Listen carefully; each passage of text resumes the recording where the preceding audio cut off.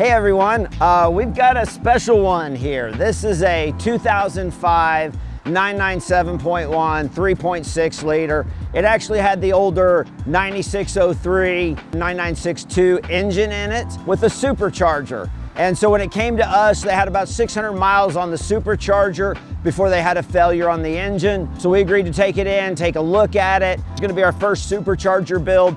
First thing we did was a teardown analysis. We wanted to know why it failed. Was it detonation? Would we see it on the ringlands? But no, like so many vehicles that we see, it was a spun rod bearing due to oil starvation, which is because the same thing could have happened on an NA engine. So we took the project on and said, yes, let's get it built out to a 4.1 liter. We're gonna use Hartech drop-in replacement cylinders that are closed deck, hardened, will allow us to add that extra boost safely, as well as the Potter rods, which are strengthened and made custom for our booster builds to not only give a stronger rod and take more abuse, but also we were able to use it to lower the compression ratio down to about 10.5, just make it a little bit safer.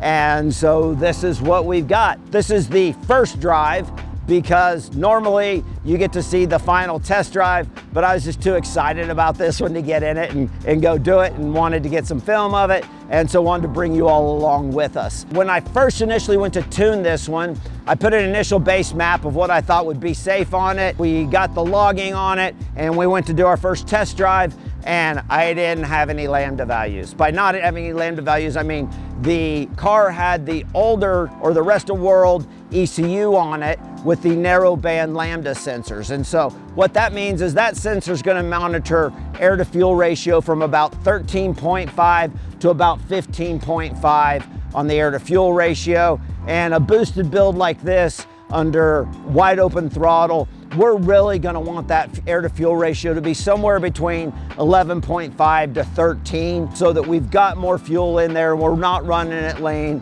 We've got the boost. Lean makes more power. Rich makes it safer. And so since we've got the boost for the power, we're going to run it a little richer, keep it a little safer. In order to do that though, we had to upgrade the ECU, and this is our first time to do that. What we did was since it is primarily a track vehicle or off-road vehicle, we were able to delete the secondary O2 sensors. We repurposed a few of those wires to complete the 6 wires we needed for the wideband lambdas, and then we repinned those back at the ECU, programmed up a fresh Bosch 300 ECU is what we call it. It's the one that the last 3 numbers of the model number are 300. And once we got it up and going, and the lambdas appeared right away, and we could see it all the way down to 8.5, down up to 1 on idle, and even a little bit lower, we knew we had it, and so it was time to go test drive it.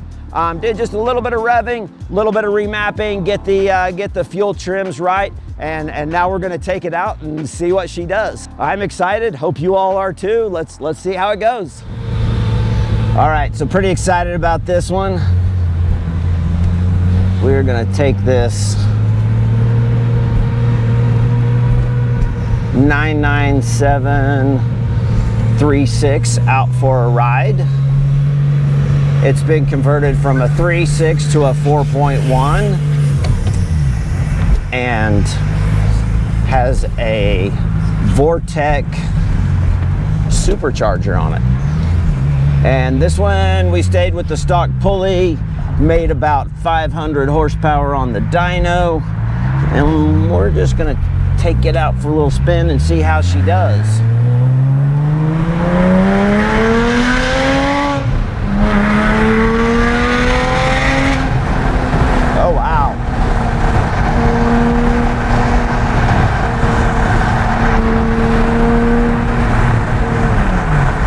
This thing was already really decked out when we got it. Really nice track car, and really at about 5 to 6 peak PSI of boost pressure. And these superchargers are pretty mild, really, on the engine if it's built, and our engines are built. So I've already got a little heat in it, and about 3,000, 3,500 RPMs is when it really kind of starts kicking in and going.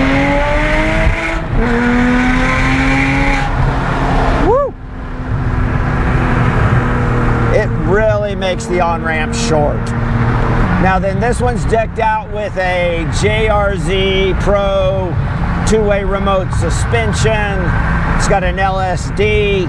It's got our custom 590 foot-pound sprung disc clutch so that it can handle the power, but still has a little give to it on its pickup point so that you're not stalling it out in stop-and-go traffic.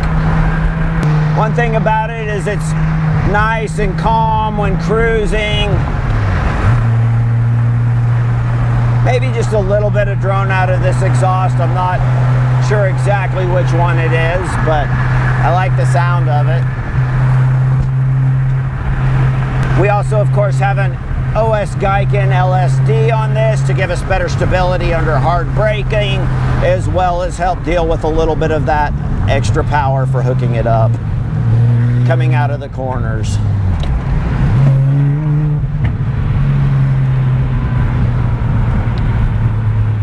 Getting just a little bit of extra fuel on deceleration, so still have a few little minor tune adaptations to do, but I've already looked at the first set of logs off of it. The fuel trims look good.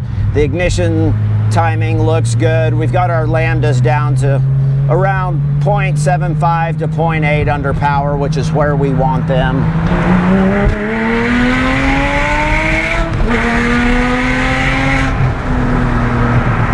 Man, that's the only downside, is you just don't get to hammer it for very long unless you're on a racetrack. It's just, it just gets you there so quick.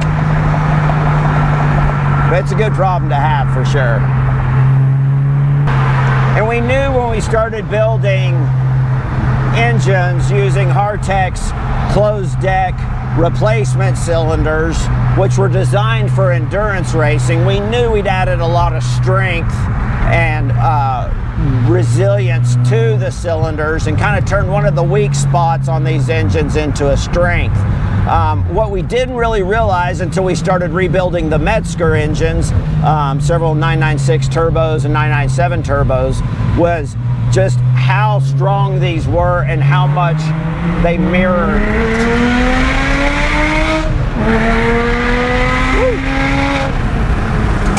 And how similar they were to that turbo design. And that's when we started adding boost and kind of seeing how everything looked.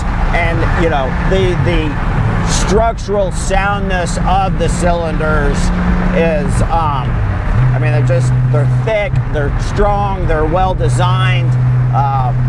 And so it allows us to keep getting a little bit more and a little bit more aggressive with them.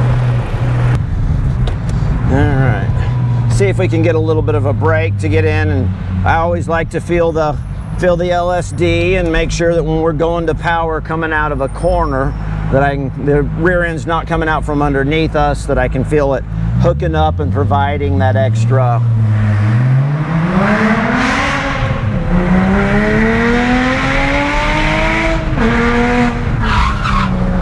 Oh, we got a little bit of ABS. Light there. We're going to need to check the wheel, probably the wheel speed sensors on that little lockup right there. It's giving us an ABS failure. Mark that down on our punch list.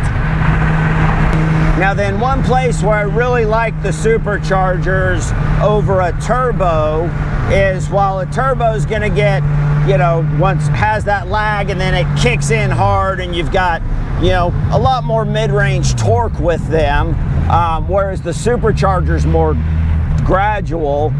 The advantage to that is it gives you a more linear throttle pedal. So you always feel like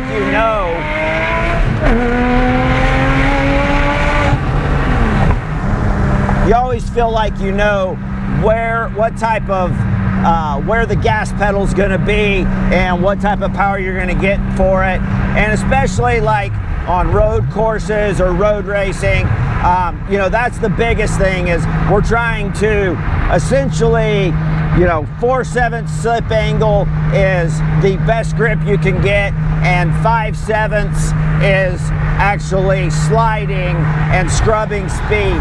And so a very predictable linear throttle pedal allows you to ride that line through the corners so much better. And that's why, you know, my, for instance, 270 rear wheel horsepower race car 996 typically can hang or do better than, you know, most 997 turbos and a lot of 997 GT3s and cup cars as well.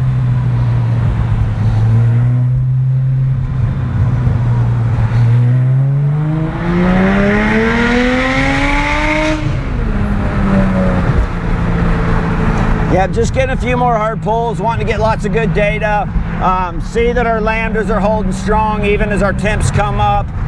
We want to monitor IATs, make sure our intercooler is bringing them down and keeping them nice and cool for us. And then we also want to see, this one's on a stock ECU, and so we want to see what type of ignition timing it's giving us. We've already retarded it some to allow for the forced induction and keep the knock man away. However, it's going to do some additional adaptation beyond that. Below.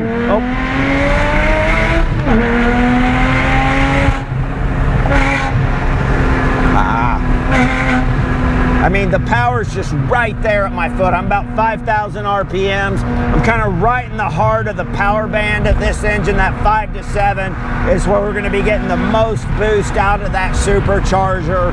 And in a road racing scenario, or even just a, you know, rat racing on the street scenario, within speed limits, of course, that's where this one's going to be strong. And so maybe not as quick off the line as some cars, but that's not how these are built for. These are built to get going and then just driving the heck out of them.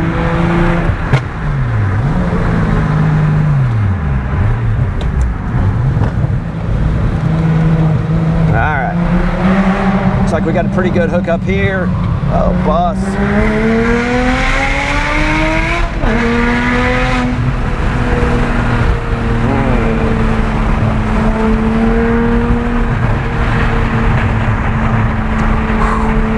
I could literally just make laps all day long in this.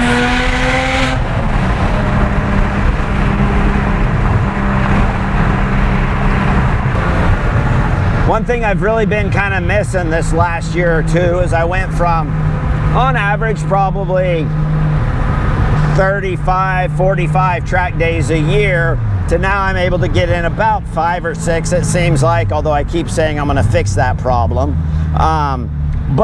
So this little 2.1 mile loop out here right outside of our facility, while it does have a speed limit on it, I have gotten to where I can kind of get that same little thrill, that, you know, just becoming one with the car and really getting it to